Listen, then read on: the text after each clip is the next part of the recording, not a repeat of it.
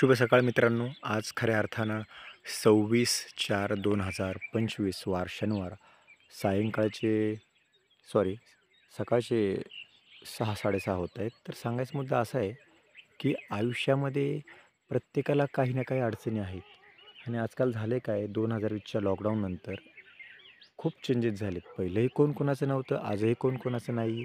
पण त्याआधी काय होतं, की कुणाचं लग्न असलं तर लोकं पत्रिका वाटायची. तिथून संवाद राहायचा आणि भरपूर काही कुठं समजा एखाद्या मळ्यामध्ये, गावामध्ये छोटंसं एक मंदिर असायचं. तो एक वार फिक्स ठरलेला असायचा. तर लोकं ग्रुपनी जात असायची आणि कालांतराने ते कुठेतरी कमी झाले.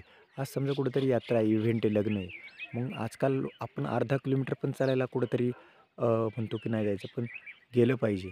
त्यातून आपल्याला ऊर्जा मिळते, थोडाफार संवाद होतो आणि संवाद झाला की खूप काही गोष्टी छान वाटतात. कारण कसं, हे बघा, कुणाचं लग्न असेल, कुणाचा बर्थडे असेल, जे काही असेल, ते वर्षातून एकदाच काहीतरी असतं आणि त्यातून आपल्याला संवादाला वेळ मिळतो आणि माणूस थोडा सायकॉलॉजिरित्या फ्री राहतो. हा त्यामागले सांगायचा हा हेतू आहे.